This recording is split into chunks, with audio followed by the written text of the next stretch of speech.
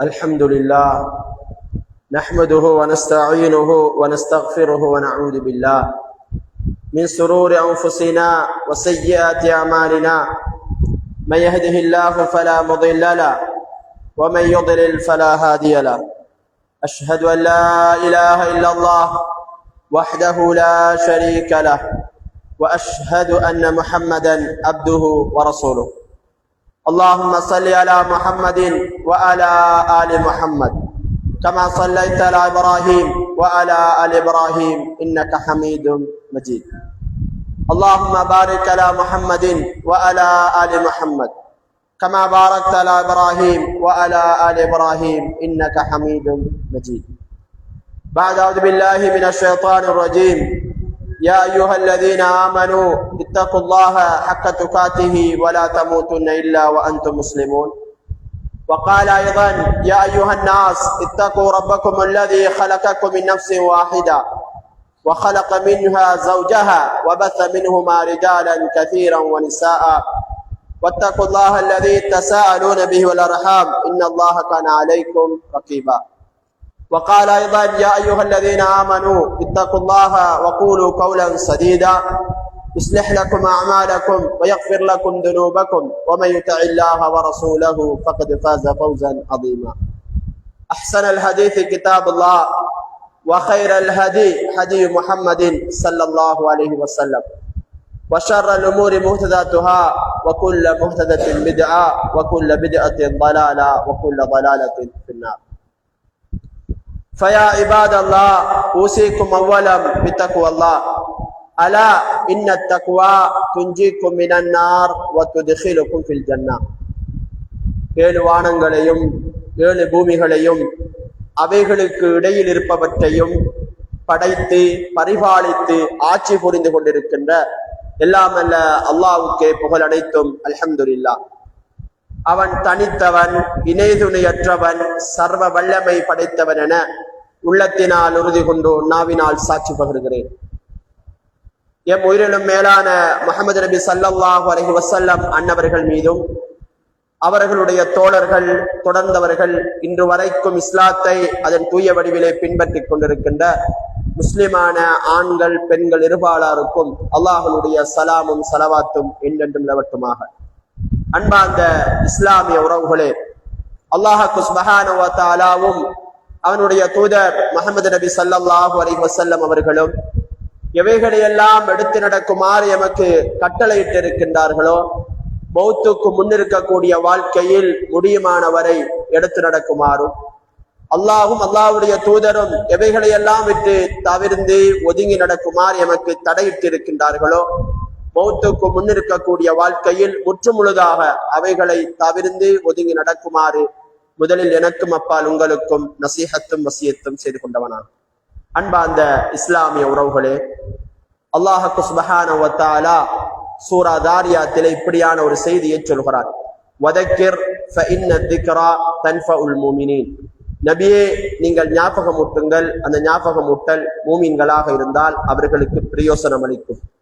எனவே இங்கு சொல்லப்படுகிற செய்திகளை காதுகள் வாங்கி எங்களுடைய உள்ளங்களிலே மாற்றங்கள் வந்து இந்த உரையிலிருந்து ஏதாவது ஒரு பிரயோசனத்தை என்னுடைய வாழ்க்கையில் எடுத்து நடப்பேன் என்ற உறுதிமொழியை எடுத்துக் கொள்ளுமாறு முதலிலே உங்களை வேண்டிக் கொண்டவனாக, அன்பார்ந்த இஸ்லாமிய உறவுகளே, இன்று எனக்கு தந்திருக்கக்கூடிய தலைப்பு பண்பாடுகளினூடாக சிறந்த சகோதரத்துவத்தை உருவாக்கி கொள்வோம் என்ற தலைப்பு எனக்கு தரப்பட்டிருக்கிறது.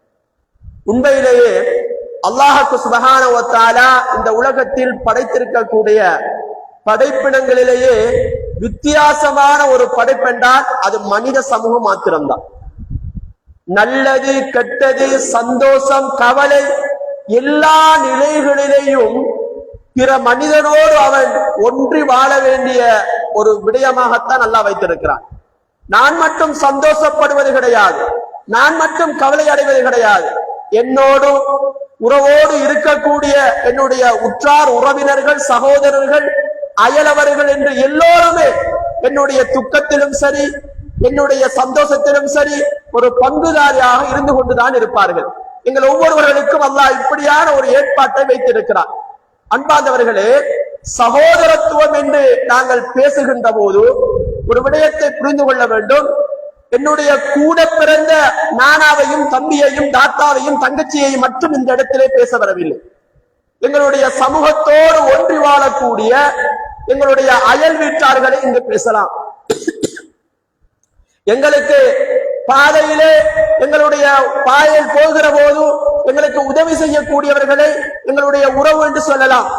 பேருந்திலே போகிற போது பேருந்திலே எனக்கு சைட்டிலே இருக்கக்கூடிய அந்த அதாவது உரிமையாளரை பேசலாம். இப்படி நிலைமைகள் மாறுகின்ற நேரத்தில் எல்லாம் உறவுகள் வித்தியாசமாக எங்களோடு உறவு கொள்ளக்கூடிய நிலைமைகள் ஏற்படும். இந்த நேரத்தில் எல்லாம் ஒரு இஸ்லாமியனாக ஒரு முஸ்லிமாக என்னுடைய சகோதரத்துவம் எப்படி இருக்க வேண்டும், இஸ்லாம் எப்படி அதை போதிக்கிறது என்பதை நாங்கள் தெரிந்து கொள்ள வேண்டும். அன்பார்ந்தவர்களே, குர்ஆனிலேயும் சரி ஹதீஸிலேயும் சரி பல்வேறு இடங்களிலே பல்வேறு இபாதத்துகளை இஸ்லாம் பேசுகிறது. எல்லா இபாதத்துகளிலேயும் இஸ்லாம் பேசுகிற மிக முதன்மையான ஒன்று சமூக ஒற்றுமையையும் சகோதரத்துவத்தையும் தான் பேசும். உண்மையில் இன்றைய சகோதரத்துவமும் சமத்துவமும் எங்களுடைய சமூகத்திலே வீழ்ச்சி பாதையில் சென்று கொண்டிருக்கிறது.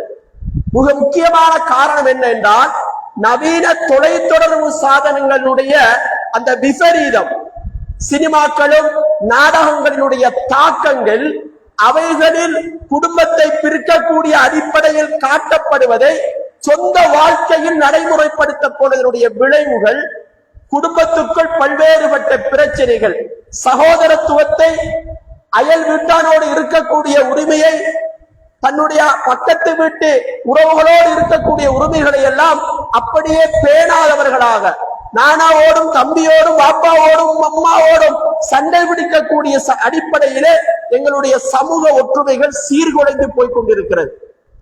நான் என்ற அகங்காரமும், நான் தான் எனக்குத்தான் அனைத்தும் தெரியும் என்று சொல்லுகிற இந்த ஒரு அறிவினுடைய உச்சத்தில் ஒரு மனிதன் இருப்பதினால்தான் அடுத்த மனிதர்களுடைய கருத்துக்களையும் அடுத்த மனிதர்களை பற்றி கேவலமாக எண்ணக்கூடிய நிலைமையையும் எங்களுடைய சமூகத்திலே நாங்கள் பார்க்கிறோம். அன்பார்ந்தவர்களே, அல்லாஹ்வுடைய தூதர் சமூக ஒற்றுமையையும் சகோதரத்துவத்தையும் பேசுகிற போது ஒற்றை வார்த்தையிலேயே பேசி முடித்தார்கள். சுத்தி வளைத்தெல்லாம் பேசவில்லை. அல்லாஹ்வுடைய தூதர் ஒரே ஒரு வார்த்தையிலே பேசினார்கள். என்ன சொன்னார்கள் தெரியுமா? அல்லாஹ்வுடைய தூதர் சொன்னார்கள், அத்தீனு அன்-நஸீஹா. அல்லாஹ்வுடைய தூதர் சொன்ன ஒற்றை வார்த்தை. மார்க்கம் என்று நாங்கள் பேசுகிறோம், இஸ்லாம் என்று நீங்கள் பேசுகிறீர்களா? அல்லாஹ்வுடைய தூதர் சொன்னார்கள், மார்க்கமா அன்-நஸீஹா, பிறர் நலம் நாடுதல். அடுத்தவர்களை பற்றி அடுத்தவர்களுடைய உரிமை விஷயத்திலே சரியாக நடந்து கொள்ளக்கூடியவன் தான், அவனுக்குத்தான் சகோதரத்துவம் தான் என்ன என்று சரியாக புரிந்து கொள்வோம். அடுத்தவருடைய கருத்துக்கு நான் முன்னுரிமை கொடுக்கிற போது அங்கு ஒற்றுமை நிலைத்திருக்கும். அடுத்தவர்களோடு கொடுக்கல் வாங்கல் செய்கிற போது நீதியாக நேர்மையாக நான் நடந்து கொள்கிற போது அங்கு சகோதரத்துவம் நிற்கும். அல்லாஹ்வுடைய தூதர் சொன்ன வார்த்தையை பாருங்கள், மார்க்கமா இஸ்லாமா ஈமானா அத்தீனு அன்-நஸீஹா. பிறர் நலத்தை பற்றி யோசித்துக் கொண்டே இருக்க வேண்டும். பிறர் நலத்தை பற்றி யோசிக்கிற போது அவன், அதாவது அடுத்தவன் நல்லா இருக்க வேண்டும் என்று யோசித்தால் தான் சகோதரத்துவம் வளரும். சாதாரணமாக நான் கல்யாண வீட்டுக்கு போறோம். கல்யாண வீட்டுல சாப்பாடு சகன்ல வைப்பாங்க. 5 பேருக்கு ஏற்ற மாதிரி 5 பேருக்கு ஒரு சகன் வச்சிருப்பாங்க. ஒரு ஆள் சகன்ல போய் குந்திட்டு போட்டிருக்கக்கூடிய முழு இறைச்சியையும் தனக்கு எடுத்துக்கொண்டால் அடுத்த 4 பேரும் இவனை பத்தி என்ன நினைப்பாங்க? இவன் என்ன சோத்துக்கு தின்னவனா கிடக்குறான், இறைச்சியை காணாதவனா கிடக்கிறான், அடுத்தவனுக்கு இருக்குதான்னு பார்க்க மாட்டேங்கிறான். சாதாரணமாக ஒரு கல்யாண வீட்டுல எங்களோட உணவினை பரிமாறக்கூடிய நேரத்திலே அடுத்தவனுக்கு இருக்குதா இல்லையா, நான் மட்டும் சாப்பிடுவது கிடையாது, அருகில் இருக்கக்கூடியவனை பற்றி யோசிக்க வேண்டும். பாருங்கள், சாப்பாட்டு விஷயத்தை எங்க இஸ்லாம் பேசுகிறது? அத்தீனு நஸீஹா. அடுத்தவருடைய விடயத்தில் கவனமாக இருந்து கொள்கிற போது, உண்மையில் நாங்கள் ஒரு இடத்திலே இருக்கிற போது அடுத்த மனிதனை மதித்து நடக்கிற போது அவன் என்ன இந்த இடத்துல மதிச்சான் அல்லவா, இதற்காகவே ஒற்றுமையோடு வாழக்கூடிய நிலைமையை ஏற்படுத்திக் கொள்ளலாம். அதனால்தான் அல்லாஹ்வுடைய தூதர் சொன்னார்கள், மார்க்கமா பிறர் நலத்தை நாடுங்கள் என்ற ஒற்றை வார்த்தையிலேயே சகோதரத்துவத்தை பற்றி அல்லாஹ்வுடைய தூதர் பேசினார்கள். சஹாபாக்கள் கேட்கிறார்கள், நீங்கள் நலவு நாடுங்கள் என்றால் யாருக்கு நாடுவது? குல்லாலிமன், யாருடைய விடயத்திலே நலவை நாட வேண்டும்? அல்லாஹ்வுடைய தூதர் சொன்னார்கள், நில்லா, அல்லாஹ்வுடைய விஷயத்திலே நலவை நாட வேண்டும். மார்க்க விஷயத்திலே வலி ரசூலிஹி, அவருடைய தூதுவருடைய விடயத்திலே நலவை நாட வேண்டும். வலி கிதாபிஹி, அவருடைய வேத விடயத்திலே நலவை நாட வேண்டும். சொல்லிவிட்டு மட்டும் முடிக்கவில்லை. வலி ஐம்மத்தில் முஸ்லிமீன வ ஆமத்திஹிம், முஸ்லிம்களுடைய தலைவருடைய விடயத்திலே நலவை நாடுங்கள். முஸ்லிம் அதாவது பொதுமக்களுடைய விஷயத்திலே நலவை நாடுங்கள். சகோதரத்துவத்தை அல்லாஹ்வுடைய தூதர் பண்பாடுகளை சொல்வதனூடாக சொல்லித் தருகிறார்கள். பாருங்கள், அல்லாஹ்வுடைய தூதர் புகாரி முஸ்லிமுடைய ஹதீஸ் கிரந்தங்களில் ஆரம்ப செய்தியாக இந்த செய்தி பதிவு செய்யப்பட்டிருக்கிறது. ஒரு செய்தி இப்படி சொல்கிறார்கள். அபூ ஹுரைரா ரலியல்லாஹு அன்ஹு அறிவிக்கிறார்கள், அல்லாஹ்வுடைய தூதர் சொன்னார்கள், லா யுமினு அஹதுக்கும், உங்களில யாரும் ஈமான் கொள்ளல, யாருமே முஸ்லிம் இல்ல. ஒத்த வார்த்தையில சொல்றாங்க, நீங்க யாருமே ஈமான் கொள்ளவில்லை. எது வரைக்கும் தெரியுமா? எது வரைக்கும் தெரியுமா நீங்கள் ஈமான் கொள்ளவில்லை? ஹத்தா யுஹிப்பு லி அஹீஹி மா யுஹிப்பு லி நஃப்ஸிஹி, எனக்கு எது விருப்பமோ அதைத்தான் பிறருடைய விடயத்திலே நான் விரும்ப வேண்டும். எனக்கு எது விருப்பம் இல்லையோ அதை அடுத்தவருடைய விடயத்திலே நான் விரும்ப மாட்டேன். எனக்கு எது பிழையோ அடுத்தவருடைய விடயத்திலும் பிழை. இங்கு இஸ்லாம் ஒற்றுமையை பேசுகிறது. எனக்கு எது விருப்பமோ, நான் எதை நேசிக்கிறேனோ, இதுதான் அடுத்த மனிதனுடைய விடயத்திலேயும் நான் நேசிக்க வேண்டும். இதன் ஊடாக இவ்வாறான பண்பாடுகள் தான் உங்களுக்கு மத்தியில் பிணைப்புகளை உருவாக்கும். சுப்ஹானல்லாஹ். நல்ல பண்பாடுகள் தான் குடும்ப உறவாக இருந்தாலும் சரி, கணவன் மனைவி உறவாக இருந்தாலும் சரி, பிள்ளை தகப்பன் என்ற உறவாக இருந்தாலும் சரி, அயலவர் உரிமையாக இருந்தாலும் சரி, இப்படி எல்லா உறவுக்குள்ளும் இஸ்லாம் சகோதரத்துவத்தை பண்பாடுகளின் ஊடாக வளர்க்கிறது. பாருங்கள், அல்லாஹ்வுடைய தூதர் ஸல்லல்லாஹு அலைஹி வஸல்லம் அவர்கள் மதீனாவுக்கு வந்திருக்கிற நேரத்திலே மதீனாவிலே 2 மிகப்பெரிய கோத்திரங்கள் இருந்தது. மிகப்பெரிய கோத்திரங்கள், ஒன்று அவுஸ், இரண்டாவது ஹஸ்ரஜ். இவங்க 2 பேரும் இஸ்லாத்துக்கு வாரத்துக்கு முன்னால எப்படி இருந்தார்கள், அவர்களுடைய பண்பாடுகள் எப்படி இருந்தது, இஸ்லாத்துக்கு வந்துக்கு பிறகு எப்படி இருந்தார்கள் என்று அல்லாஹ் சூரா ஆல இம்ரானிலே ஒரு வரலாற்று சம்பவத்தை சொல்லி காட்டுகிறார். நாங்கள் ஆரம்பத்திலே ஜும்மாவினுடைய ஆரம்பத்தில் ஓதக்கூடிய ஒரு வசனம் தான், யா அய்யுஹல்லதீன ஆமனூ, ஈமான் கொண்டவர்களே, இத்தகுல்லாஹ ஹக்க துகாத்திஹி, அல்லாஹ்வை எப்படி பயந்து கொள்ள முடியுமோ அப்படி பயந்து கொள்ளுங்கள் என்று அல்லாஹ் ஒரு வசனத்தை இறக்குகிறானே. இந்த வசனத்துக்கு முன் இருக்கக்கூடிய வசனம் தான் இந்த வரலாற்று சம்பவம். அந்த வரலாற்று சம்பவத்தை சொல்லிக்க பிறகுதான் அல்லாஹ்வை பயந்து கொள்ளுங்கள் அல்லாஹ் சொல்கிறான். என்ன சொல்றான் தெரியுமா? அந்த வரலாற்று சம்பவம் அல்லாஹ் இப்படி சொல்லி காட்டுகிறான், வஅதஸிமு பிஹபிலில்லாஹ், அல்லாஹ்வுடைய கயிற்றை நீங்கள் பலமாக பற்றி பிடித்துக் கொள்ளுங்கள். வலா தஃபர்ரகு, உங்களுக்கு அதாவது நீங்கள் பிரிவினைகளை ஏற்படுத்தி விட வேண்டாம். சகோதரர்களாக ஒற்றுமையாக நல்ல பண்பாடோடு வாழ்ந்து கொள்ளுங்கள் என்று அல்லாஹ் சொல்கிறார். இந்த வசனத்தினுடைய சபபு நுசூலை, இதனுடைய இறங்கியதற்கான காரணத்தை பார்க்கிற போது அவுஸ் ஹஸ்ரஜ் என்று சொல்கிற 2 கோத்திரம், இந்த 2 பேரும் ஒரு முறை குபா பள்ளிவாசல்ல இருந்து பேசிக் கொண்டிருக்கிறார்கள். எதை பற்றி தெரியுமா? தங்களுடைய முன்னைய காலங்கள்ல நடந்த, நாங்க இப்படி எல்லாம் இருந்தோம், சரியில்லாம அசிங்கமான பண்பாடோடு எல்லாம் இருந்தோம், நபி வந்தாரு, எங்களுக்கு அழகான ஒரு வழிகாட்டுல தந்திருக்கிறாரு, இப்ப நாங்க ஒற்றுமையா இருக்கிறோம் என்று சொல்லி குபா பள்ளியில 2 கோத்திரமும் ஒன்னாக இருந்து பேசிக் கொண்டிருக்குது. அந்த ரோட்டால ஒரு யகூதி கிழவர் போகிறார், வயோதிபர் போகிறார், யகூதி. இவங்க ஒற்றுமையா அந்த பள்ளியில இருந்து பேசுறத அந்த மனுஷன் பார்க்கிறார். பார்த்துட்டு அவர வீட்டுக்கு போறார்.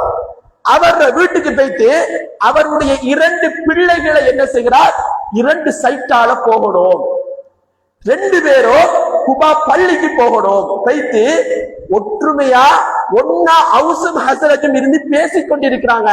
நீங்க என்ன செய்யணும் என்றால், ஒருவர் அவுஸ் கோத்திரம் இருக்கக்கூடிய சைட்ல போய் குந்தணும், இன்னொருவர் ஹஸ்ரஜ் கோத்திரம் இருக்கிற சைட்ல போய் குந்தணும். இருந்துகிட்டு பழைய கதைகள் தானே கழிச்சுட்டு இருக்கிறாங்க. நீங்க என்ன செய்யணும் தெரியுமா? பழங்காலத்துல நடந்த கெட்ட விடயங்களை பற்றி சொல்லுங்கள். எப்படி உங்களோட வாப்பாக்கு அடிச்சேன், உங்களை இவரை கொண்டனே, அந்த யுத்தத்துல இப்படி அடிச்சேனே, இப்படின்னு அவுஸ் கோத்திரம் ஒரு செய்தியை சொல்ல, ஹஸ்ரஜ் கோத்திரம் என்ன சொல்லுகிறது தெரியுமா? நாங்க மட்டும் அப்படியா, உங்களுக்கு இங்க திரட்டி அடிச்சது. எங்க சமூகத்துல ஒரு பிழை செஞ்சுட்டு ஒரு மனுஷன் திரும்பி நல்லவனா வந்திருந்தாலும் அத வாப்பா பத்தி எனக்கு தெரியாதா, அத வாப்பா பெரிய குடியாரன் ஆயிட்டானே, அப்படித்தானே இருந்தா, அத உமா பத்தி எனக்கு தெரியாதா, இப்படித்தான் பழைய கதைகளை எல்லாம் கிண்டி சமூகத்தில ஒற்றுமையை அதாவது பிளவுபடுத்தி விடுவார்கள். ஒற்றுமையா இருக்கிறார்களுக்கு மத்தியில குழப்பத்தை உண்டு பண்றது எங்க சமூகத்தில் இருக்குது. இந்த வேலை இன்றைக்கு நேற்றுக்கு நடந்ததில்லை, அன்ற காலத்தில் நடக்குது. இப்படி ஒற்றுமையா குபா பள்ளியில பேசிக் கொண்டிருந்தவர்களுக்கு மத்தியில் யகூதிகள் அவர்கள் வந்து அப்படியே பழைய கதைகளை எல்லாம் உங்களுக்கு அடிச்சோம் என்ற கதையெல்லாம் சொல்லி பேசிக் கொண்டிருந்த நேரத்திலேயே சண்டை வந்துட்டு. சும்மா சண்டை இல்ல, 2 பேரும் சகோதரர்களாக இருந்தவர்கள் தங்களுக்குள் வாழ்வெட்டு வருகிற அளவுக்கு சண்டை பிடிக்க ஆரம்பிச்சுட்டாங்க. அல்லாஹ் குர்ஆன் வசனத்தை இறக்குறான், நபியே முஹம்மதே, நீங்க இங்க ரசூலுல்லாஹ் தூர இடத்துல இருக்கிறாங்க, உடனடியாக குபா பள்ளிக்கு போக வேண்டும். அவுஸும் ஹஸ்ரஜும் சண்டை பிடித்துக் கொண்டிருக்கிறார்கள், ஓடுங்கள் என்று அல்லாஹ் வசனத்தை இறக்கிறான். அந்த வசனத்தை அல்லாஹ் எப்படி பேசுறான் தெரியுமா? வத்குரு வத்குரு, நபியே முஹம்மதே யோசிச்சு பாருங்க, வைத்து சொல்லுங்க, அவுஸுக்கும் ஹஸ்ரஜுக்கும் நீங்க சொல்லுங்க. அல்லாஹ் சொல்லுகிறான், வத்குரு நிஅமத்தல்லாஹி அலைக்கும், அல்லாஹ்வுடைய அருளை பற்றி அந்த அவுஸுக்கும் ஹஸ்ரஜுக்கும் நீங்கள் சொல்லிக் கொடுங்கள். என்ன சொல்லுங்கள் தெரியுமா? இது குந்தும் அதான், நீங்க எப்படி இருந்தீங்க தெரியுமா? எதிரிகளாக இருந்தீர்கள். ஒரு ஆள் முகத்தை இன்னொரு பார்க்க முடியாது, அவனா முகத்தை திருப்பி விட்டு போகக்கூடியவர்களாக எதிரிகளாக பார்த்திருந்தீர்கள் அல்லவா? அல்லாஹ் சொல்கிறான், ஃபஅல்லஃப பைன குலூபிக்கும், எதிரிகளாக பார்த்த உங்களை அல்லாஹ் உள்ளங்களை இணைச்சான். அல்லாஹ் உள்ளங்களை இணைச்சான். எங்க சமூகத்துல எப்படி எல்லாம் பிரச்சனை வரும்?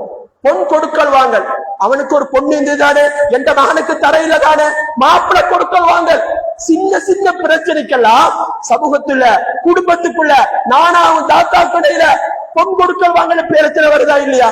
சமூகத்துல வர சின்ன சின்ன பிரச்சனைகள் யோசிச்சு பாருங்க. இப்படி ஆரம்ப காலத்துல பிரச்சனை வந்தது அல்லாஹ் சொல்லி காட்டுகிறான்.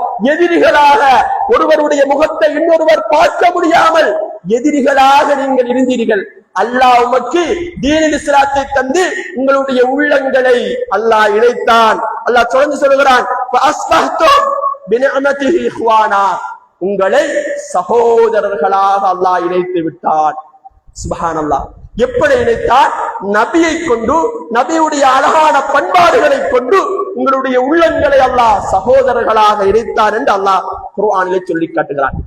அன்புக்கினிய இஸ்லாமிய உறவுகளே, அல்லாஹ் சுப்ஹானஹு வ தஆலா அதே ஆல இம்ரானில் இன்னும் ஒரு இடத்துல இப்படி சொல்லி காட்டுகிறான் நபியை பார்த்து, சகோதரத்துவம் எங்கட சமூகத்துல குடும்பங்களுக்கு மத்தியிலும் சரி, எங்கட சமூகத்துல ஜமாத்துக்கள் மத்தியிலும் சரி, இப்படி பல்வேறு நிலைகளில் பிளவு வருவதற்கு முக்கிய காரணம் என்ன தெரியுமா? நான் என்ற அகங்காரம், கடின போக்கு, கல்லஞ்சம். அல்லாஹ் நபியை பார்த்து ஒரு வார்த்தையை சொல்கிறார், நபியே உங்களுக்கு மத்தியில் பிரிவினைகள் வந்திருக்கும், அல்லாஹ் அந்த பிரிவினைகளை எல்லாம் இல்லாமல் ஆக்கி வைத்திருக்கிறான். ஒற்றுமைப்படுத்தியது பண்பாடினால். அல்லாஹ் ஆல இம்ரான் இப்படி சொல்லி காட்டுகிறான், ஃபபிமா ரஹ்மத்தின் மினல்லாஹ், ஃபபிமா ரஹ்மத்தின் மினல்லாஹ், அல்லாஹ்வினுடைய அருளினால் நீங்கள் லின்தலஹும் மென்மையானவரா இருக்கிறீங்க, நீங்க சொத்தான மனிதராக இருக்கிறீர்கள், நீங்கள் ஒற்றுமையாக நீங்க சொத்தாக இருக்கிறதாலதான் உங்களோட சஹாபாக்கள் இருக்கிறாங்க. 4 பேர் உங்களோட சேர்ந்துக்கிறதுக்கு காரணம் என்ன தெரியுமா? நல்லமா இருக்கிறது. குடும்பத்துக்குள்ள கணவனுக்கும் மனைவிக்கும் இடையில பிரச்சனை வருவது கணவனுடைய அகங்காரம். நான் சொல்வதுதான் சரி, நீ எனக்கு வாயடிக்க கூடாது, இந்த அகங்காரத்துக்கு வந்துட்டா நான் சொல்றது எனக்கு கீழே தானே இருக்கிறாய். சமூகத்துல இந்த காலி கோட்டுகளின் கீழால் உங்களுடைய முஸ்லிம் வாலிபர்கள் வைத்து நிற்பதற்குரிய காரணம் என்ன தெரியுமா? நான் ஆம்புல, நான் ஆம்புல, பொம்புல வாய் பொத்துக்கிட்டு இருக்கணும், இப்படி அகங்காரமாக பேசுவது. நான் சொல்றதுக்கு நீ கட்டுப்படாது போ, இப்படி அகங்காரமாக இருப்பதனுடைய விபரீதம் என்ன தெரியுமா? குடும்பங்கள் இரண்டாக போய்விடும், பிள்ளைகள் நடுத்தருவுக்கு வந்துவிடும். பிள்ளையோடு அகங்காரமாக பிடிப்பது, நான் சொல்வதை நீ செய்ய வேண்டும் என்று பிள்ளைகளுக்கு மத்தியில் அதாவது இறுக்கமாக நடந்து கொள்வது அல்லாஹ் சொல்லி காட்டுகிறான். நபியே ஃபபிமா ரஹ்மத்தின் மினல்லாஹ், அல்லாஹ்வுடைய அருளினால் நீங்கள் மெதுவாக இருக்கிறீர்கள் சொல்லிவிட்டு அல்லாஹ் சொல்கிறான், நபியே முஹம்மதே வலவ் குன்த ஃபவ்வன், கலீலல் கல்ப், நீங்கள் கல் நெஞ்சமுடையவராக, நீங்கள் கடும் போக்குடையவராக, நான் தான் சரி என்று புத்திவாதமாக நீங்கள் இருந்திருந்தால் லம் ஃபல்லு மின் ஹவுலி, பக்கத்துல எவனும் வந்திருக்க மாட்டான், பக்கத்துல எவனும் வந்திருக்க மாட்டான், எல்லோரும் ஓடி இருப்பார்கள். முஹம்மதா சரியில்லையே எல்லாரும் ஓடி இருப்பாங்க. ஆனா உங்களை தேடி தேடி எல்லாரும் வாராங்கடா, நீங்க சொஃப்டான மனிதராக இருக்கிறீர்கள். சுப்ஹானல்லாஹ். இஸ்லாம் சகோதரத்துவம் வளர வேண்டுமாக இருந்தால் எங்களுடைய அதிகாரம் என்பது ஒரு அளவோடு இருக்க வேண்டும். எங்களுடைய அதிகாரம் இரக்கத்தோடு இருக்க வேண்டும்.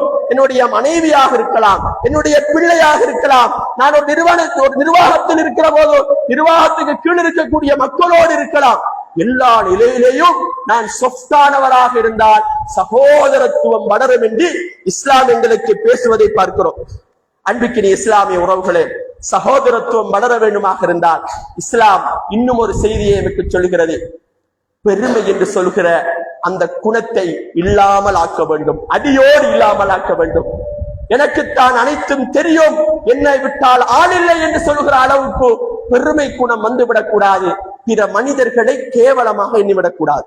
அன்பார்ந்தவர்களே, அல்லாஹ் சுப்ஹானஹு வ தஆலா சாபித் இப்னு கைஸ் என்று சொல்கிற ஒரு நபித்தோழருடைய சம்பவத்தை சொல்கிறான். சூரா ஹுஜராத்திலே இந்த செய்தியை அல்லாஹ் சொல்லி காட்டுகிறார். இந்த சாபித் இப்னு கைஸ் என்று சொல்கிற நபித்தோழர் காது கேட்காத நபித்தோழர், பெருசா காது கேட்காது, ஆனா சத்தமா பேசுவார். காது கேட்காத ஆட்களுக்கு அல்லாஹ் கொடுத்தேன்னா கடுமையாக பேசுவார். இவரு சொர்க்கத்தை கொண்டு நன்மாராயம் சொல்லப்பட்ட மிக முக்கியமான ஒரு சஹாபிதான் சாபித் இப்னு கைஸ். இவருக்கு காது கேட்காது. சுபஹ் தொழுகைக்கு அல்லாஹ்வுடைய தூதரோட ஜமாத்தோட வந்து நிற்பார். எங்கனைக்கு நிற்பார்னா ரசூலுல்லாஹ்க்கு நேர பின்னுக்கு நிற்பார். ரசூலுல்லாஹ்க்கு நேர பின்னுக்கு தான் நிற்பார், வேற எங்கேயும் போக மாட்டார். ரசூலுல்லாஹ் தொழுது போட்டு செய்யக்கூடிய உபதேசங்களை கேட்டுக் கொண்டிருப்பார். ஏண்டா ரசூலுல்லாஹ் பேசுவதை முன்னுக்கு வந்தா தான் அவருக்கு விளங்கும். காது கேட்காதே, கொஞ்சம் உன்னிப்பா அவதானிக்கணும், பின்னுக்கு இருந்தா கேட்காது. இப்படி ஒரு நாள் இந்த மனுஷர் சுபஹ் தொழுகைக்கு சொணங்கிட்டார். பின்னுக்கு எலும்பி நின்று தொழக்கூடிய நிலைமையில வந்துட்டார். அப்ப முன்னுக்கு அது சஃப்லாம் நிறைஞ்சிட்டு தொழுகையும் முடியுது. முடிஞ்சுக்க பிறகு பின்னால இருந்த சாபித் இப்னு கைஸ் அப்படியே முன்னுக்கு வருகிறார். இவரை கண்டதோட எல்லா சஹாபாக்களும் இடம் கொடுக்குறாங்க. ஏன்னா காது கேட்காத மனுஷன் தாண்டு எல்லாரும் இடம் கொடுக்குறாங்க. அவரும் முன்னுக்கு வர வந்தா முன்னுக்கு முன் சஃப்ல ரசூலுல்லாஹ்வோட பக்கத்திலேயே அவர் இருக்கக்கூடிய இடத்துல நல்ல திடகாத்திரமான ஒரு வாலிபர் இருக்கிறார். அவரையும் தட்டுகிறார். நான் சாபித் வந்திருக்கிறேன், இடத்தை தாங்கன்னு கேட்கிறார். சாபித், நீங்க வந்தா உங்க இடத்துல இருங்க, நான் முன்னுக்கு வந்து இடம் பிடிச்சிட்டு நான் இப்படித்தான் இருக்க போறேன்னு இவர் இடம் கொடுக்காம இவரும் இருக்கிறார். இப்ப சாபித்துக்கு ஒண்ணு செஞ்சு கொள்ள இயலாது, அப்படியே இருந்து விட்டார். உடனே இவர் எதுவுமே பேசவில்லை. ரசூலுல்லாஹ்வும் தன்னுடைய உரையை நிறைவேற்றுகிறார். உரையெல்லாம் முடிகிறது. உரை முடிந்ததும் அந்த இளைஞர் எழும்புகிறார். எழும்பியதும் சாபித் இப்னு கைஸ் என்ன கேட்டார் தெரியுமா? நீ யார் என்று கேட்கிறார். நீ யார், உன்னை பற்றி எனக்கு சொல், உன்னுடைய தந்தையார், உன்னுடைய தாயார் என்று சொல். இவர் சொல்லுகிறார் தன்னை பற்றி. சொன்ன நேரத்திலே இந்த சாபித் இப்னு கைஸ் கேட்கிறார், ஓ உங்களோட உம்மா அப்படி இருந்தாங்களே, ஓ உங்களோட உம்மா இப்படி இருந்தாங்களே. சுப்ஹானல்லாஹ். சாபித் இப்னு கைஸை பற்றி அல்லாஹ் என்ன சொல்கிறான் தெரியுமா? சொன்னதுதான் தாமதம். அல்லாஹ் சூரா ஹுஜராத்திலே இப்படியான வசனத்தை நினைக்கிறார். யா அய்யுஹல்லதீன ஆமனு, ஈமான் கொண்டவர்களே, ஈமான் கொண்டவர்களே, லா யஸ்ஹர் கௌமுன் மின் கௌமின் அஸா அன் யகூனு கைரம் மின்ஹும். நீங்க யாரையும் கேவலமா நினைக்காதீங்க, நீங்க யாரையும் கேவலமா நினைக்காதீங்க, நீங்க நான் பெரிய ஆளு நினைச்சு கொண்டு இருக்காதீங்க.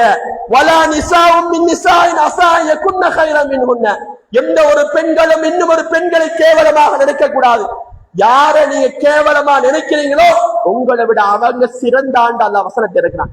அதோட மட்டுமல்ல முடிக்கல, பெருமை அடித்துக் கொண்டு நான் பெரிய ஆள் என்று நினைச்சு கொண்டு சகோதரர்களுக்கு மத்தியில் பிரிவினையை ஏற்படுத்துவதற்கு முயலக்கூடிய ஒவ்வொருவரையும் பார்த்து அல்லாஹ் சொல்லுகிறான், வலா தல்மிசு அன்ஃபுஸக்கும், உங்களுக்கு நீங்களே வேதனை செய்து கொள்ள வேண்டாம், உங்களை நீங்களே கேவலப்படுத்தி விட வேண்டாம். ஏதோ நீங்க தான் சிறந்த ஆள் என்று நினைச்சு கொண்டு இருக்கிறீங்களா? அப்படி நினைக்காதீங்க. வலா தனாபசு பில் அல்காப், யாரையும் பெயர் கொண்டு அழைக்காதீர்கள், பட்ட பெயர்களை சொல்லி அழைக்காதீர்கள், யாருடைய பாப்பாவையோ உம்மாவையோ கேவலமாக பேசாதீர்கள். அல்லாஹ் வசனத்தை இறக்கிறான். சாபித்தே, நீ சொர்க்கத்துக்கு இருக்கலாம், நீ மூமினாக இருக்கலாம், ஆனா நீ செஞ்சது பாரதூரமான குற்றம், பிற மனிதர்களை கேவலமாக நினைத்து விட்டாய். சொல்லிவிட்டு அல்லாஹ் சொல்கிறான், பிஇஸ்ஸல் இஸ்முல் ஃபுசூகு பஅதல் ஈமான். ஈமான் கொண்டதுக்கு பின்னால் ஒரு மனிதன் பிற மனிதனை கேவலமாக நினைப்பது என்பது ஈமான் கொண்டதுக்கு பிறகு மிகப்பெரிய குற்றம் என்று அல்லாஹ் சொல்லிவிட்டு, வமன் லம் யதுப், யார் அதிலிருந்து மீளவில்லையோ, சுப்ஹானல்லாஹ், நாங்கள் கேவலமாக நான் தான் பெரியார் என்ற அகங்காரத்தோடு நாங்கள் வாழ்வோமாக இருந்தால் குடும்பங்கள் பிரிந்துவிடும், சகோதரத்துவம் பாழ்படுத்திவிடும். எனவேதான் இஸ்லாம் சொல்லுகிறது, அகங்காரப்படுவதெல்லாம் ஒரு சைட்டுக்கு வச்சிடுங்கள், நாங்கள் எல்லோரும் சகோதரர்கள் என்ற உணர்வை உருவாக்கிக் கொள்வதற்கு இஸ்லாம் சொல்லுகிற செய்தியை பாருங்கள். சொல்லிவிட்டு சொல்கிறது, தௌபா செய்யவில்லை என்றால் பாவியாக மாறிவிடுவீர்கள், நரகத்துக்கு சொந்தக்காரர்களாக மாறிவிடுவீர்கள் சொல்கிறது. அன்பார்ந்தவர்களே, இஸ்லாம் பண்பாடுகளை பேசுவது சகோதரத்துவத்தை வளர்த்துக் கொள்வதால் தான். அதனால்தான் அல்லாஹுடைய தூதர் மக்காவிலிருந்து மதீனாவுக்கு போறாங்க. மதீனாவுக்கு போனதோட முதலாவது சொன்ன ஹதீஸ் என்ன தெரியுமா? 3 செய்திகளை சொன்னார்கள். அல்லாஹுடைய தூதர் சொன்னார்கள், பசித்தவர்களுக்கு உணவளியுங்கள். பசியோடு இருக்கிறார்கள், மக்காவுல இருந்து மதீனாவுக்கு வந்திருக்கிறாங்க, சாப்பிடுறதுக்கு ஒண்ணும் இல்ல, அவங்களுக்கு நீங்க சாப்பாடு கொடுங்க. ஒரு மனிதனுக்கு சாப்பாடு கொடுப்பதனால என்ன அன்பு நேசம் அப்படியே உருவாகும். ஒரு மனிதன் ஒருவனை உணவுக்காக அழைக்கிற போது, விருந்துக்காக அழைக்கிற போது, ஒப்போவாக யார் அழைக்கிறாரோ அவன் மீது ஒரு பரிவு வரும். நல்ல மனுஷனப்பா. சகோதரத்துவம் வளர்றத எங்க இஸ்லாம் பேசுகிறது? உணவு கொடுப்பதின் ஊடாக சகோதரத்துவத்தை பேசுகிறது. சொல்லிவிட்டு சொன்னார்கள், அது மாத்திரமல்ல, உங்களுக்கு மத்தியிலே சலாத்தை பரப்பிக் கொண்டே இருங்கள். அல்லாஹ்வுடைய தூதர் இன்னும் ஒரு இடத்துல சொன்னார்கள், நீங்கள் யாரும் சுவனம் நுழைய மாட்டீர்கள். எது வரைக்கும் தெரியுமா? நீங்கள் ஈமான் கொள்கின்ற வரைக்கும். நீங்கள் யாரும் ஈமான் கொள்ள மாட்டீர்கள், உங்களுக்கு மத்தியில் நேசம் வருகிற வரைக்கும். சகோதரர்களாக ஒற்றுமை உங்களுக்கு மத்தியில் வராது. எது வரைக்கும் தெரியுமா? உங்களுக்கு மத்தியில் சலாத்தை பரப்புகிற வரைக்கும். பண்பாட்டை தான் இஸ்லாம் ஒவ்வொரு இடத்திலேயும் சொல்லித் தருகிறது. எனவே அன்பார்ந்த இஸ்லாமிய உறவுகளே, எங்களுடைய வாழ்க்கையில் எல்லா நிலைகளிலேயும் சகோதரத்துவமாக நாங்கள் வாழ பழகிக் கொள்ள வேண்டும். இஸ்லாத்தினுடைய ஒவ்வொரு இபாதத்தையும் எடுத்துக் கொள்ளுங்கள். இப்பொழுது உலக நாடெங்கிலும் இருந்து மக்கா நகருக்கு ஹஜ்ஜுக்காக போய் கொண்டிருக்கிறார்கள். அந்த ஹஜ்ஜிலே வெள்ளை புடவிகளோடு இஹ்ராமுடையோடு தலைகள் எல்லாம் திறக்கப்பட்டதாக அரபா பொதுவெளியிலே எல்லோரும் இருக்கிற போது, அங்கு எந்த நாடென்று தெரியாது, எந்த இனம் என்று தெரியாது, எல்லோரும் லப்பைக் அல்லாஹும்ம லப்பைக், ரப்பே உனக்கு நாம் கட்டுப்பட்டு விட்டோம் என்ற ஒரே வார்த்தையோடு மட்டும்தான் அங்கு விளங்குவார்கள். எல்லோரும் சகோதரர்கள் தான். அங்கு அவன் ஆப்பிரிக்கா என்று எமக்கு தெரியாது, அவன் ஆசியா என்று எமக்கு தெரியாது, அவன் எந்த பகுதி என்று எமக்கு தெரியாது, அவனுடைய தொழில் எமக்கு தெரியாது, அவன் எந்த நிலையில இருக்கிறான் என்று தெரியாது, அவன் டொய்லெட் கழுவுவனா என்று தெரியாது, நாட்டை ஆளுகிற ஜனாதிபதியா என்று எனக்கு தெரியாது. எல்லோரும் வெள்ளை நிற ஆடையோடு ஒற்றுமையோடு இருக்க வேண்டும் என்று இபாதத்திலே இஸ்லாம் சகோதரத்துவத்தை பேசுகிறது. தொழுகைக்கு எல்லோரும் வந்திருக்கிறீர்கள், எல்லோரும் வந்திருக்கிறீர்கள், சஃபிலே வந்து நிற்க வேண்டும். நிக்கிற போது உங்களோட சஃபுகளை சரி செய்து கொள்ளுங்க என்றார். இவனுக்கு பக்கத்துல எனக்கு நிக்க இயலாது, அவன் கருப்பா இருக்கிறான் நிக்க மாட்டேன், அவன் அப்படி இருக்கிறான் நிக்க மாட்டேன் என்று யாரும் விதண்டாவது முடிக்க முடியாது. எந்த இடத்துல வாருங்களோ அங்க நிக்கணும். நான் ஊர்ல பெரிய ராஜா, நான் இங்கனைத்தான் வந்து நிற்பேன். யாருக்கும் பள்ளி வாயலில் அப்படி பேசுவதற்கு இடம் கிடையாது. ஒற்றுமையோடு எல்லோரும் வரக்கூடிய இடத்தில் நிற்க வேண்டும் என்று சகோதரத்துவத்தை எல்லா நிலைகளிலேயும் இஸ்லாம் பேசுகிறது. எனவே எங்களுடைய உயர்தரமான சுவனத்தை அடைந்து கொள்ள வேண்டுமாக இருந்தால் எல்லா நிலைகளிலேயும் நல்ல பண்பாடுகளை வெளிப்படுத்தி, சஹாபாக்களுடைய வாழ்க்கை வரலாறுகள் எல்லாம் அதைத்தான் நமக்கு சொல்லுகிறது. நல்ல பண்பாடுகளின் ஊடாகத்தான் இஸ்லாம் என்று சொல்லுகிற இந்த சகோதரத்துவம் வளர்ச்சி அடைந்து இன்று மிகப்பெரிய ஒரு சமூகமாக நாங்கள் வாழ்ந்து கொண்டிருக்கிறோம். இதே சமூகமாக சுவனத்திலும் நாங்கள் நுழைவதற்கு எல்லாம் அல்லாஹ் மன வரைக்கும் அருள் செய்வானாக. வாஹிரு தஅவானா அல்ஹம்துலில்லாஹி ரப்பில் ஆலமீன்.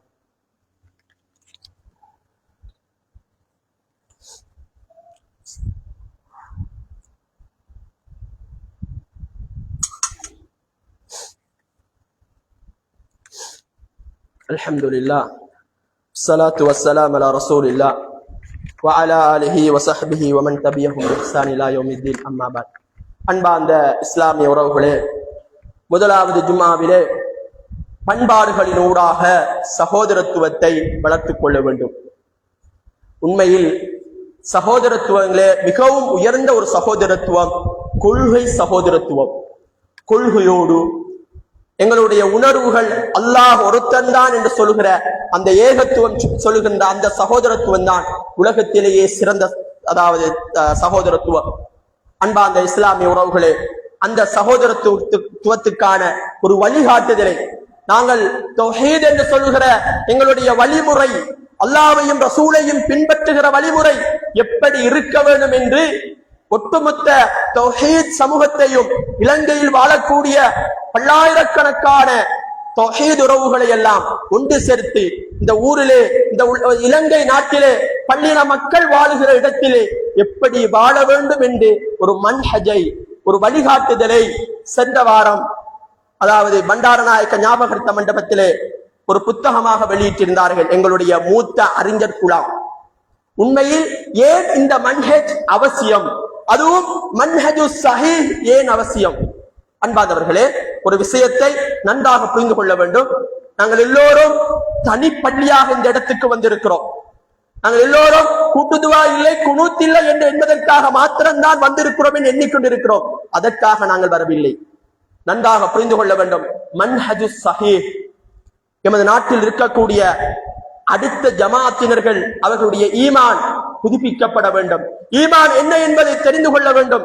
அவர்கள் ஃபிக்ஹ் விஷயத்திலே ஷாஃபி இமாமை பின்பற்றுவார்கள். நீங்கள் அவர்களோடு பேசினால் தெரியும், ஃபிக்ஹிலே ஷாஃபி இமாமை பின்பற்றுவார்கள். உண்மையில் ஷாஃபி இமாம் சிறந்த ஒரு இமாம். ஹிஜ்ரி 150வது வருடம் பிறந்த ஷாஃபி இமாம் மிகவும் சிறந்த, மிகப்பெரிய ஒரு முஜ்தஹிதாக இருந்து கொண்டிருக்கிறார். ஆனால் அகீதா விஷயத்திலே, அல்லாஹ்வை நம்புகின்ற விஷயத்திலே ஷாஃபி இமாமை எடுத்துக்கொள்ள மாட்டார்கள். ஃபிக்ஹிலே ஷாஃபி இமாமை எப்படி சிறந்த இமாமாக எடுத்துக்கொள்கிறார்களோ, ஆனால் அகீதா, அல்லாஹ்வை பற்றிய நம்பிக்கையில், மலக்குகளை பற்றிய நம்பிக்கையில், குறிப்பாக அல்லாஹ்வை பற்றிய நம்பிக்கையில் ஷாஃபி இமாமுடைய கவுலை ஏற்றுக்கொள்ளவே மாட்டார்கள். அதற்கு மாற்றமாக மாத்துரிதியா கொள்கையில் தான் இருப்பார்கள். அதற்காகத்தான் தனிப்பள்ளி வாயில், வேறு எதற்காகவும் அல்ல. கூட்டுதுவா குனூத் என்பது இரண்டாவது. முதலாவது கொள்கை சரியாக இருக்க வேண்டும், அகீதா சரியாக இருக்க வேண்டும். அஹ்லு சுன்னா வல் ஜமாவினுடைய கொள்கை, அல்லாஹ்வை பற்றிய நம்பிக்கை சரியாக இருக்க வேண்டும். அந்த நம்பிக்கையில் வேறுபட்டதனுடைய விரைவுதான் எங்களுடைய சமூகம் தெளிவான ஒரு சமூகத்தை, தெளிவான ஒரு பாதையில் எங்களுடைய இஸ்லாமிய சமூகத்தை அல்லாஹ் பற்றிய நம்பிக்கையை சரியாக ஊட்ட வேண்டும் என்பதற்காக இந்த மன்ஹஜ் வழிமுறை இன்று ஒரு புத்தகமாக கொடுக்கப்பட்டது. அது மாத்திரமல்ல, எங்களுடைய சமூகத்திலே பித்அத்துகளும் அனாச்சாரங்களும் வேறு விதமாக இப்பொழுது வந்து கொண்டிருக்கிறது.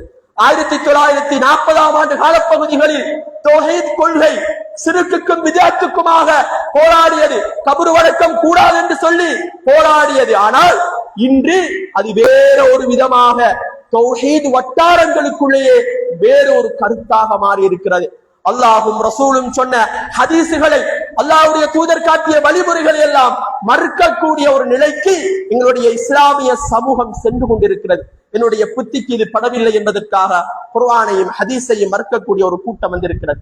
எனவேதான் தெளிவாக அந்த சமூகத்துக்கு அப்படியானவர்கள் அல்ல, குர்ஆனும் ஹதீஸும் எங்களுடைய நேர் வழிகாட்டி என்னுடைய புத்திக்கு படவில்லை என்பதற்காக முழுவதும் மறுக்க முடியாது. அதுக்கு வேற ஒரு கருத்துக்கள் இருக்கிறது என்பதை சரியாக புரிந்து கொள்வதற்கான ஒரு வழிகாட்டியாகத்தான் மன்ஹஜு ஸஹீஹ் என்ற இந்த வழிகாட்டல் நூல் வந்திருப்பதை நாங்கள் தெரிந்து கொள்ள வேண்டும். அது மாத்திரமல்ல, குறிப்பாக 2019ஆவது வருடம் எமது நாட்டிலே துரதிர்ஷ்டவசமாக நாங்கள் தலை தூக்க முடியாத பல்வேறுபட்ட பிரச்சனைகளை நாங்கள் சந்தித்தோம். கொள்கையை ஏற்றுக்கொண்டதற்காக யாரோ ஒருவர் செய்த அசிங்கத்தினால் முழு சமூகமும் தலைக்குனிவாக போயினது. எனவேதான் இந்த இளைஞர் சமூகத்தை நாஸ்திகர் கூட்டம் ஒன்று இன்று உருவாகி கொண்டிருக்கிறது. AI என்ற ஒன்றூடாக ஈமானை பழி கொடுக்கக்கூடிய அடிப்படையில் இப்ப குர்ஆனின் தேவையில்ல, ஹதீஸின் தேவையில்ல, AI அடிச்சா அவலத்துக்கும் ஃபத்வா வருது என்று சொல்லுகிற அளவுக்கு நாஸ்திகர் கூட்டம் ஒன்று வளர்ந்து கொண்டிருக்கிறது.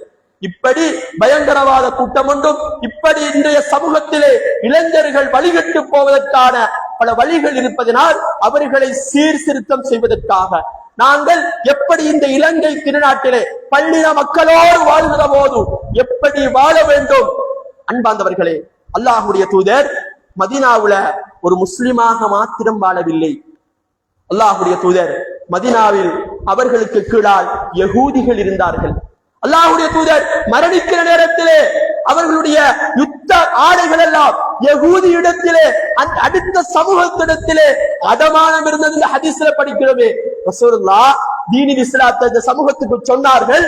அதே நேரத்தில் அடுத்த சமூகத்தோடு எப்படி வாழ்ந்திருக்கிறார்கள் என்பதையும் அழகான வழிகாட்டுதலை எங்களுக்கு தந்திருக்கிறார்கள். இப்படி முஸ்லிம் சமூகத்தை நேர்வழிப்படுத்துவதற்காகத்தான் மன்ஹஜு ஸஹீஹ் என்ற புத்தகம் வெளியிடப்பட்டிருக்கிறது. இந்த செய்தியை ஞாபகப்படுத்த வேண்டும் என்பதற்காகத்தான் இந்த செய்தியை நான் சொன்னேன். எங்களுடைய வாழ்க்கையில் அல்லாஹும் ரசூலும் தான் முதன்மையானதாக இருக்க வேண்டும். கருத்து வேறுபாடான செய்திகள் வருகிற போது குர்ஆனுக்கும் ஹதீஸுக்கும் எது நெருக்கமாக இருக்கிறதோ அவைகளை எங்களுடைய வாழ்க்கையில் நாங்கள் எடுத்து நடக்க வேண்டும். எனவே மன்ஹஜு ஸஹீஹ், அல்லாஹும் ரசூலும் எமக்கு எந்த வழியிலே போவதற்கான வழியை காட்டினார்களோ அந்த வழிகளின் அடிப்படையில் நாமும் வாழ்ந்து ஈரோடுகளும் வெற்றி பெறக்கூடிய கூட்டத்தில் என்னையும் உங்களையும் அல்லாஹ் சேர்த்தருள் புரிவானாக. வாஹிரு தஅவானா அல்ஹம்துலில்லாஹி ரப்பில் ஆலமீன்.